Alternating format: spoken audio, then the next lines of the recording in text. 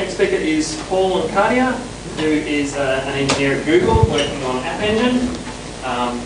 And in his 20% time, he plays with regular expressions. Cool.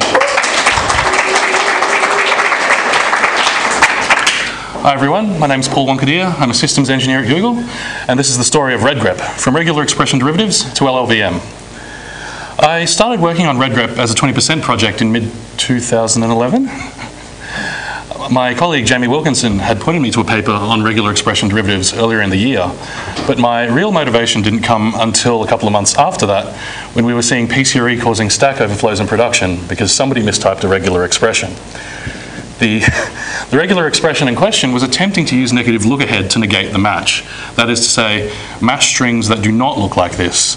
And I remembered that regular expression derivatives allow you to do this really easily. So I sat down that weekend and hacked together the first prototype of redgrep in Python.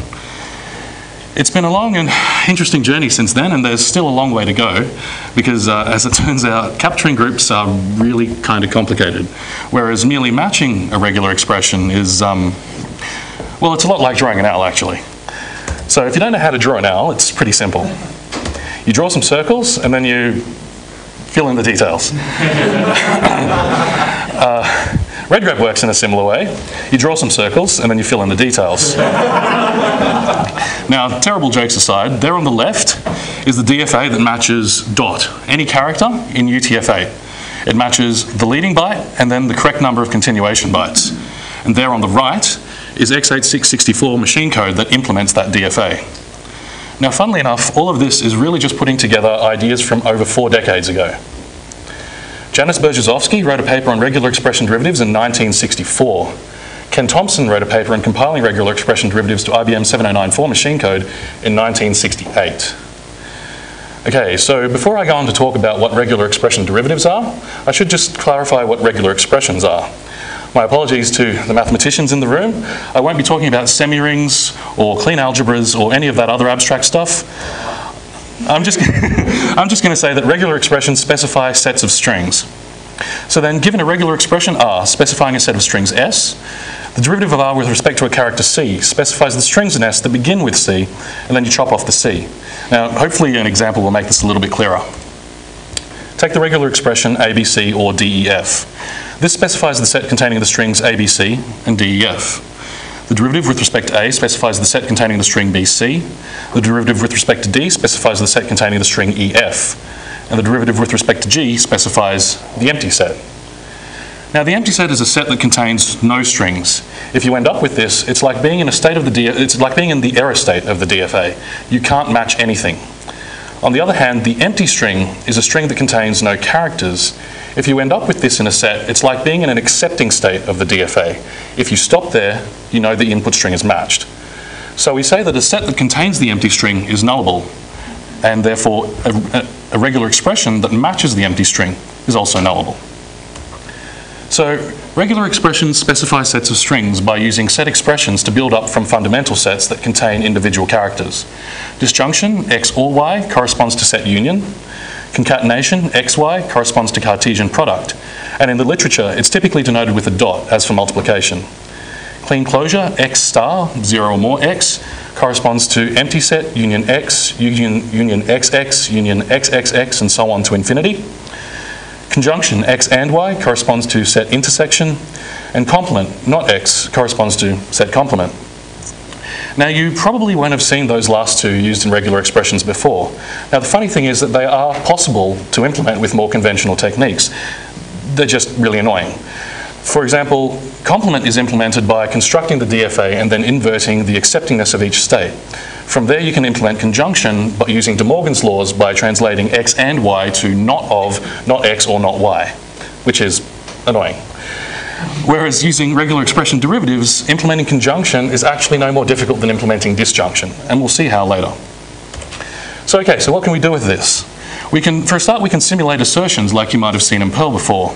Indeed, redgrep actually implements negated character classes as a form of negative look-ahead assertion. For example, negated character class ABC becomes not character class ABC and dot.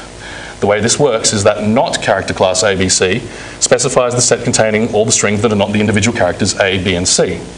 This is an infinitely large set. But and dot restricts that to the strings that are individual characters. The reason that I did this in redgrep is so that only the parser needs to worry about negated character classes. Everything else can just deal with normal character classes, which makes things a lot simpler. So apart from that, we can do crazy cool things like specify strings that contain foo and contain bar in any order, and do not contain quux and do not contain 1, 2, 3. And I'll show you the DFA for this a little bit later. So putting this all together, how do we match an input string? That fairly simple algorithm is just simply saying that we compute the running derivative for each character in the input string. So we start off with a set of strings, we go along slicing each character of the input string off until we have a final set of strings. Then if that final set of strings contains the empty string, that is the regular expression that it corresponds to, is nullable, then we know that the input string matched. Otherwise, it didn't match. This is equivalent to computing a path through the DFA on the fly. Now, given that you usually match more than one input string against a regular expression, it makes sense typically to construct the DFA first. Okay? So how do we do that? Slightly more complicated algorithm, but all that's saying is that you compute all possible derivatives. Now, that sounds like brute force. That's because it is. But there's a trick to speeding that up, sorry. There's a trick to speeding that up that I will show you a little bit later. But for now, let's just consider an alternative. If we were following a textbook, we might pass the regular expression, construct the NFA, construct the DFA from that, and then minimize the DFA. Regular expression derivatives allow you to pass the regular expression and then construct the DFA directly from that. And if we take some measures to identify equivalent regular expressions, that is, regular expressions that specify the same set of strings, then we can eliminate duplicate states and construct the minimal DFA, or at least a very close to minimal DFA. Okay, so in lieu of another terrible Lowell joke, let's just check out some code. So the first thing I want to show you is the implementation of any character, or dot, as we saw before. Now you can see here that I have some byte ranges declared for the leading bytes and a continuation byte. Then we string those together in 1, 2, 3, and 4 byte range sequences and join them together with a disjunction. The reason that I've done this is because it's easier to match on in a byte-oriented way than to decode UTF-8, or it's faster. Similarly, character specifying individual character works by encoding the character to UTF-8.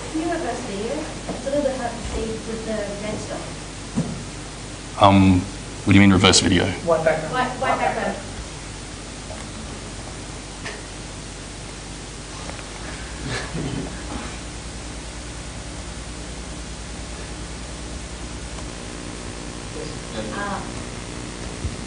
Sweet. Where was I? Character. Implementing a single character, you encode the character to UTF-8, producing a 1, 2, 3, or 4 byte sequence, and then you match that sequence. Again, this is faster than trying to decode UTF-8, typically, especially if you're doing it inside a loop. Okay, so the way that I implemented in redgrep a way of detecting equivalent regular expressions is by normalizing the regular expressions before we do anything with them. The way that this works is that it just rewrites, transforms, simplifies, if you will, regular expressions. So for instance, clean closure, r star star becomes r star, empty set star becomes empty string star also becomes empty string, slash c star becomes the complement of the empty set. Now, the empty set is a set that contains no strings, so the complement of the empty set is a set that contains all strings. What's going on here? Well, slash c means any byte, any single byte. So 0 or more of any byte is pretty much any string. So that makes sense. Dot star also becomes the complement of the empty set. Now, this is not strictly correct, given that we saw just before that dot is like byte ranges in sequences. So it's not the same as any byte. But the reason that I did this is because I assert that what people mean when they say dot star is match anything. You may feel free to disagree with me. Concatenation. Okay, so the way this works is, what we're mostly doing is skewing the tree.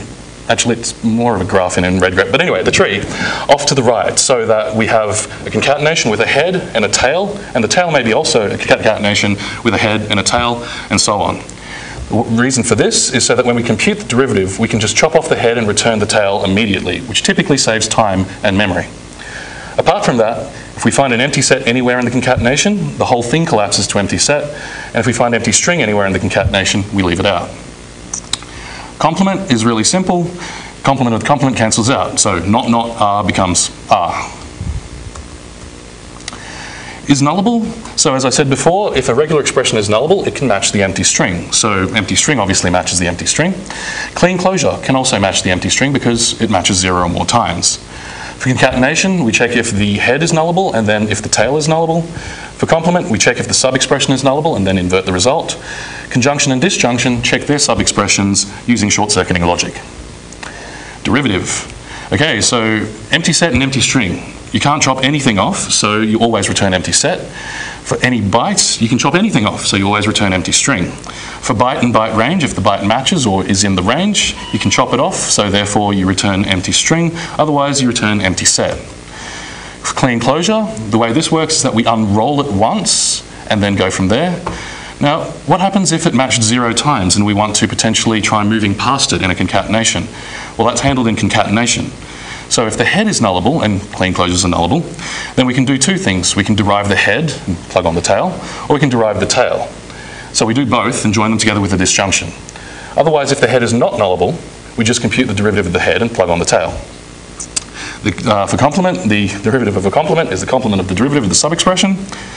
And for conjunction and disjunction, we compute the derivative of the sub-expressions and then join them together with the parent kind. Okay, partitions. Now, this is the trick that I mentioned before for speeding up DFA construction. Very simply, all it is partitioning the character space into sets of characters that produce the same derivative. The best example I can give of this would be dot.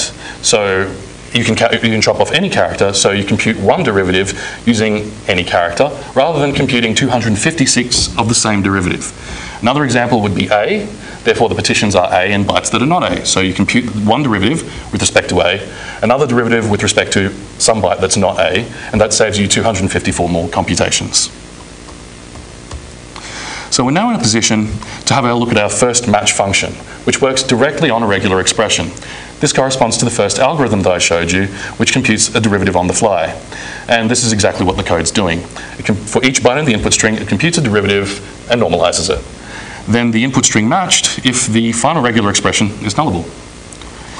Compile compiles a regular expression to a derivative, to a DFA. It corresponds to the second algorithm that I showed you before, and in fact is very, very close to that, adding only the partition computation. So we have a queue of regular expressions. We push the initial regular expression onto that queue. Then while the queue is not empty, we pop a regular expression off the front. We normalize it. We get a state number for it. We record whether it's accepting depending on whether it's nullable. Then we compute the partitions. Then for each partition, we take one byte from that partition, compute a derivative, normalize it, get a state number for it. If we haven't seen it before, then we add it to the queue. And then we fall through, and for each byte in the partition, we record a transition from the current state to the next state for that byte. So then we come now to the second match function, which uses the DFA for matching. This is a fairly straightforward state machine. So while for each byte in the input string, we look up a transition from the current state to the next state, we move from the current state to the next state. And then finally, the input string matched if that final state is accepting. Okay, LLVM. LLVM is awesome, but kind of scary at first and maybe a little bit after. No, seriously, it has actually improved over the years. They've added things like type builder and IR builder, which really improve things for people trying to use the API. So code that used to be or would have been mostly unreadable can now actually be mostly readable. So before I go on to talk about generating the function in the intermediate representation, I just want to call out a couple of the transform passes or the optimizations. The first one is the promote memory to register pass. This simply asks LLVM to try to keep variables in registers rather than loading from memory and then storing back to memory after each operation. Pardon me. The second one is a loop deletion pass, which is a really lovely optimization. So say we get into a state that corresponds to the empty string or corresponds to the corresponds to the empty set or the complement of the empty set. this meaning match nothing or match everything, respectively. Now, without this optimization, we would enter that state and then spin for the rest of the input string before returning the same result. There is nothing that we could do that would change the result of the function. So LLVM actually detects this and allows us to return immediately true or false, false or true, respectively. This is a really lovely optimization, and I'm so glad that I didn't have to implement the logic by hand. Okay, so generating the function. The first thing we do is create a function object, then we create an entry basic block. Now, a basic block is a sequence of instructions with exactly one entry point and one exit point, and then you wire those all together. So we create an entry basic block.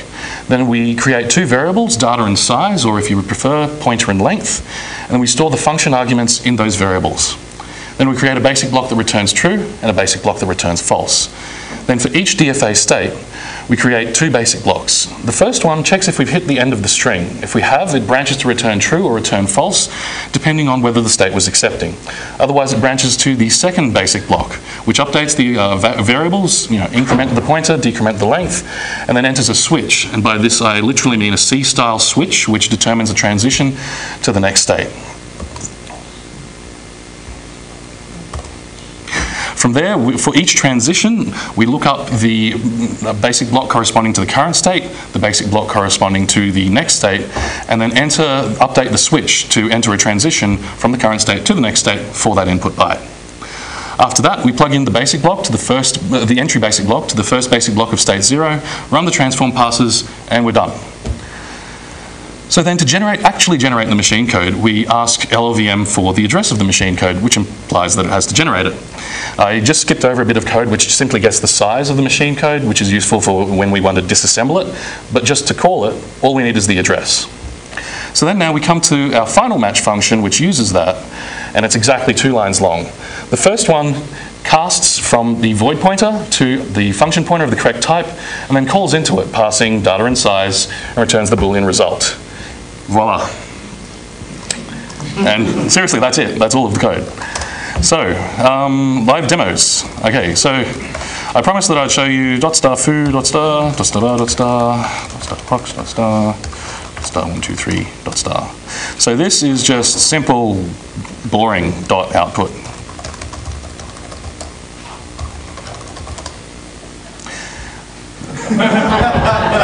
Don't laugh, it's only 29 states. Okay, so we have a 29 state. It's only 29 states. 29 state DFA. Okay, so the main thing that's going on here is we have 4 clusters, if you will, of states. What's happening is that in the first cluster at the top, it's looking for foo or bar. And depending on which one it finds, it'll move to one of those middle 2 clusters. So if it found foo, it'll go here and look for bar. If it found bar, it'll go here and look for foo. If it finds what it was looking for there, it'll proceed to the final cluster, which consists of accepting states. Now the key thing is that at all times, in all clusters, it's also looking for quux and 1, 2, 3. And if it finds either of those, it drops out to the error state, and then LLVM will allow you to return immediately. What else? A regular expression to match an IPv4 address, or dotted quad if you prefer. If you're asked this in an interview, what would be the worst possible answer you could give that would still be technically correct? Would it look something like this?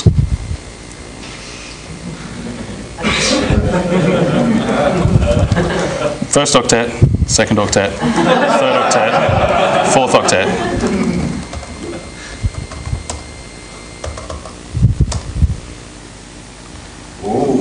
25-state DFA.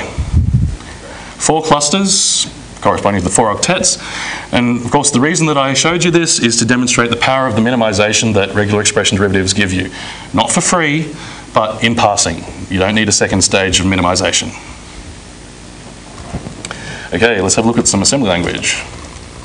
So we saw dot before. I'll actually walk through this pretty quickly. Check if the length is 0. If it is 0, then we return false. Otherwise, grab the first byte. Check if it's a valid leading byte. If it's not, returns false. Decrement the length, increment the pointer. Move the address of a jump table into RCX and jump through it using that first byte as an offset. So we'll have 4 destinations for this jump, depending on what kind of leading byte we had. The very next instruction there will be the destination if we have now 3 leading bytes. Therefore, we had a 4-byte sequence. And it flows through, and the destinations for 2, 1, and 0 leading bytes, continuation bytes follow on smoothly. So we check if the length is 0. If it is, we return false. Otherwise, we check if we have a valid continuation byte. If we don't, return false. Decrement the length, increment the pointer. So that's 1 leading byte, 2 leading bytes, 3 leading bytes. Then finally, we check that the length is 0. If it is, return true. Otherwise, return false. /c, again, /c means match any byte. Check if the length is 0. If it is, return false. Otherwise, decrement the length. Check if it's 0. If it is 0, return true. Otherwise, return false. Now, this is terrible code. Seriously, all it should be doing is checking that the length is 1 and returning true or false depending on that. It actually becomes even more silly when you try to match 3 and it goes decrement check, decrement check, decrement check. Now, this is not anybody's fault in particular. I simply haven't told LLVM to do any more aggressive optimizations. The reason for that is that I'd be afraid I couldn't explain the machine code if I did. Okay, let's see who's been paying attention. What should /c star assemble to? Anyone? Thank you. It does. Dot star also returns true. Okay, matching A. Check if the length is 0. If it is, return false. Compare the byte to A. If it's not equal to A, return false. Decrement the length. If it's now 0, return true. Otherwise, return false. Pretty simple. A star. Check if the length is 0. If it is, return true because we're matching 0 or more. Otherwise, decrement the length. Compare the byte to A, load the address of the next byte, and then if the byte was A, jump back to the beginning. Now the reason that we use the LEAQ instruction is because it doesn't change the CPU flags. So the conditional branch will be using the result of the compare. If we had an increment instead of the LEAQ instruction, that would mess up the CPU flags and so the conditional branch wouldn't work. Anyway, so if we didn't take that branch, then the byte was not equal to A, so we just return false. A plus, actually I won't go through that, it's just A and A star smashed together. A question marks, 0, 1 A's. Check if the length is 0. If it is, we return true. Otherwise, compare the byte to A. If it's not equal to A, return false. Decrement the length. If it's 0, return true. Otherwise, return false. Dot star A, dot star. So does the string contain A? Check if the length is 0. If it is, return false. Otherwise, decrement the length, compare the byte to A, load the address of the next byte, and if the byte wasn't A, jump back to the beginning. If we didn't jump back to the beginning, then the byte was A, so we just return true straight away. Now, this code doesn't look too bad. I mean, it's 29 bytes, it'll easily fit in a cache line, so what's wrong with it? Well, the answer is, if you're looking for a byte in memory, you just use memchar from libc, because modern implementations will be vectorized, so it reads in a glob of memory at once, uses vector operations to compare all of them at once, and then reduces the result. This is way, way faster than doing it a byte at a time. So, we'll actually get an idea of how much faster in the benchmarks. So, I ran these benchmarks on my workstation at work. It's an Intel Westmere 2.2 gigahertz, blah, blah, blah. The input strings are from 32 to 32 million random 1-byte runes. And I say random 1-byte runes because the benchmarks look for 2-byte runes. And therefore, I'm guaranteeing that the leading byte will not be found, even though these are random, it will not be found in the 1-byte runes because the 1-byte runes are constrained to effectively the low ASCII space. I am racing redgrep against RE2, which is Google's regular expression engine, because it's Google's regular expression engine. Well, actually no, because it's also automata-based. It's byte-oriented, similar to the way the redgrep is, and it's also pretty fast. So, first thing I should point out is the y-axis is in megabytes a second. You can see that RE2 completely blows away redgrep. In fact, I think it was so fast that the timings were unstable. But we're all pretty sure that we're smashing up against memory bandwidth limits there. Whereas RE2 is obviously using memchar, whereas redgrep is doing its byte at a time thing, and it's limping along at a mere 1.1, 1.2 gigabytes a second. So, how can we make RE2 not use memchar so we can measure how fast RE2 is? Well, we simply can use a character class with two 2-byte runes sufficiently far apart that their leading bytes are different, and then then you can't use memchar to search for two things at the same time. So that's what I've done here. Now RE2 drops down to 250 megabytes a second, and redgrep drops down to 800 megabytes a second. Now the reason that it's slowed down is because it's doing two compares on each pass through the loop, comparing for the first leading byte and then for the second leading byte, and then restarting the loop. This is This is another case where, again, we depend on LLVM to do the optimization, and in this particular case, we want it to optimize the switch for us. Now, as we saw before, dot will typically generate a jump table. If we have a continuous range, it'll use a range check. If we have a small enough range but it's not continuous, it'll do a range check and then a bit mask. If we have two compares, if we have two cases, it'll do two compares. One case, apart from the default case, one case will have one compare, as we've already seen. So it really does depend, again, on the optimizations and the optimization settings and transform passes that that redgrep wants to use. Pardon me. So finally, final live demo. Let me just set this up and then talk over the top of it. Okay, so everybody would be familiar, I guess, with the practice of piping greps together. Grep foo, pipe to grep to bar, maybe grep v to leave some stuff out. Just check that's in cache. Okay, cool. So I have here about a 1 gigabyte text file, 15 million lines, and they look kind of like that. So I basically got a gigabyte of random words from user shared dict words and smashed them into lines with FMT. So let's have a race.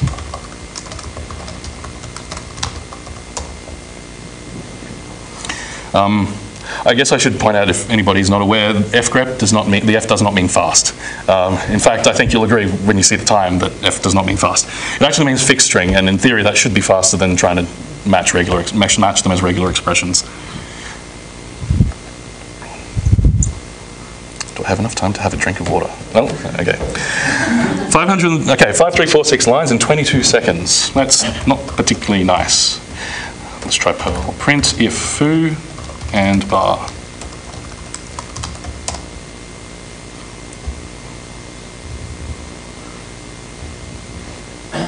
Five, 3, 4, 6 lines in 5 seconds. Okay, redgrep.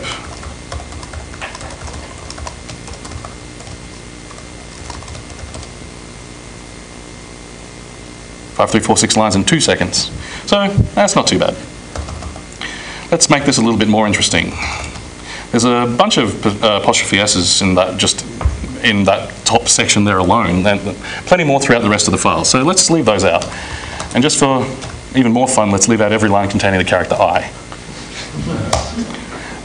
Now, I would have preferred to use keep going with the foobar quox 1, 2, 3 example, but it turns out that quox and 1, 2, 3 aren't really in the English dictionary. Same principles apply though, I promise.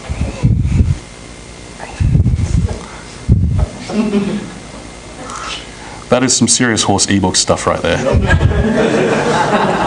Okay, so 22 seconds again. Print if foo and bar and not S and not I.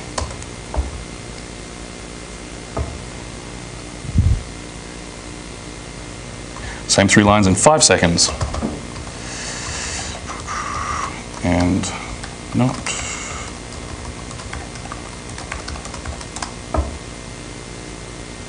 Same 3 lines in 1 second. It actually sped up. What's up with that? So if we think back to the foobar quox 1, 2, 3 DFA, I said that in every cluster of states, it's always looking for those things that you don't want to be there. And that's exactly what's going on here. It's looking for apostrophe S and I all the time. Now, some of you might be thinking, well, okay, sure, but you could, depending on, looking at your data set, maybe you should rearrange the greps or rearrange the conditions in your Perl. And that may get you a speed up. And of course, depending on whether your data set has any inherent structure to it, it would be, in fact, probably a really smart thing to do. But the simple fact is that you are doing 1 to 4 passes over each line for grep and for Perl, whereas redgrep is guaranteeing you exactly 1 pass over each line, or at most 1 pass over each line, because it may drop out on the first character if it's an I or an apostrophe somehow. Now, the funny thing is that Perl can actually do something similar to redgrep using positive and negative look ahead, except that it's about twice as slow as just using separate conditions, or it was when I tried, so I'm not sure what's up with that. Anyway, so just to not jinx myself, I shall quit while I'm ahead. So, redgrep. The project site is on Google Code. There's a mailing list on Google Groups, which has commit messages and nothing else because I don't have any users, but that's okay. That's okay. I'm actually cool with that because this talk was not about promoting redgrep. This talk was about promoting the idea that regular expressions can be really powerful, but they are not black magic. Okay, not everybody will need to write a regular expression engine, and I understand that, but some of you may want to after having seen this talk. That would be awesome. So if you do, remember, it doesn't have to be difficult, it doesn't have to be slow, and it definitely doesn't have to crash. Easy, fast, and safe. Pick any three. It is possible. You saw it here today. Thank you.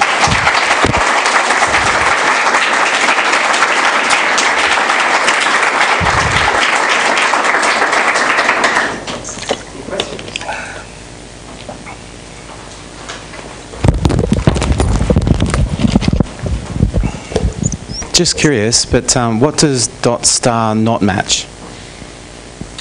Dot star not what? You were saying before that you had a case for dot star and you just made it match anything because you're sure that's what people meant. I'm not trying to argue with you. Oh, no. You said Yeah, okay, so as it turns out, UTF-8 used to actually have 5 and 6 byte encodings before Unicode people decided not to. So in theory, yeah, if we had, essentially there is from F8 to FF, I think, in the top, in that first leading byte, is not valid. So if you had like random ASCII junk, basically, random binary junk, you wouldn't be able to match it with, well, you strictly shouldn't be able to match it with dot star. But with redgrep, doing dot star A dot star would actually just go, is there an A anywhere in this binary junk? and secondly, what are your plans next to improve it? You showed a benchmark where RE2 did better. Do you want to get some of its tricks? So it would be possible to detect the case where I'm in a state and the only transition out would be, that's not going to the error state, would be saying I'm looking for an A and potentially spinning until I find it. And so yeah, I could certainly detect that and say, oh well, what I should, if I'm just looking for an A in the rest of the string, then call out to memchar. I just haven't got around to doing that because that wasn't as interesting as everything else. Otherwise, apart from that, capturing groups, I guess, is the next thing. So, what I've shown you today are Berzhozovsky derivatives, which can help you construct a DFA. Sometime after Berzhozovsky published his work and people used it and then forgot about it, someone called Valentin Antimirov came up with Antimirov partial derivatives. These are used to construct an NFA, and the only real difference between them is that when you have a disjunction in your DFA, you split that into two separate NFA states. Now, this is really straightforward, except for conjunction and complement, throwing a spanner in the works, because it turns out that if you have a disjunction kind of trapped inside a conjunction or a complement, you actually want to bubble that up. So. It wasn't until, I think, very recently, so as in like the last couple of years, that somebody, a group of French scientists, I think, came up with some set of set-based techniques to essentially allow you to bubble up or surface disjunctions from inside conjunctions and complements using, like, again, using like De Morgan's laws and distributions on the sets of the conjunctions, I think. So yeah, I've started working on implementing that. So using partial derivatives, then I can construct an NFA. Then I can apply the parentheses as tagged epsilon transitions. Well, this is all hypothetical at this point. Apply the parentheses as tagged epsilon transitions, then use Loricari tag transitions to convert the tagged NFA into a tagged DFA. And assuming that works, then I can try translating it to machine code.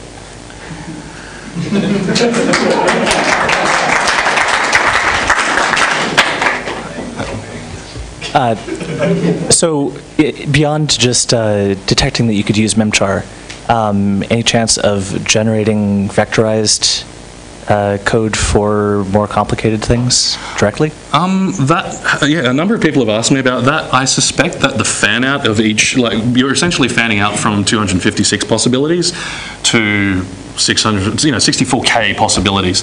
LLVM already had problems jitting the dot. So actually another reason why I made that dot star optimization is because it turns out when you do dot star without that optimization, it grinds. Like the foo bar clocks 1, 2, 3 example would actually take like seconds to compile and JIT. So yeah, I made that change for a number of reasons. So yeah, I don't think the 64K wave fan out would be any good. It could be interesting, but I don't really want to push it at this point anyway.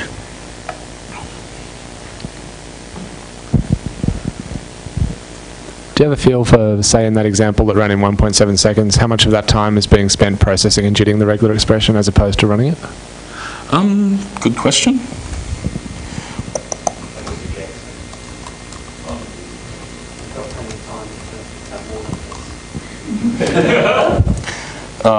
Very little. Yeah, very little. So yeah, if I were to take that optimization out and rebuild, it would, yeah, you'd probably see it take like 3 seconds or something like that just to do what I just did then.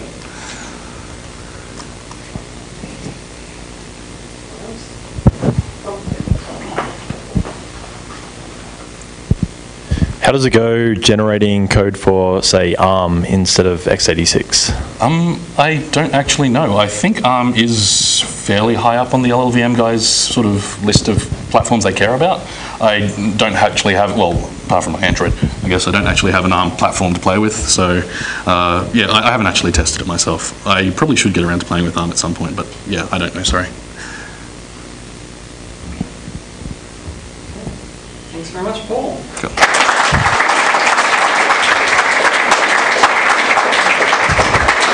On behalf of Linux 2013 and Linux Australia, Thank you. gift. Awesome. Thank you.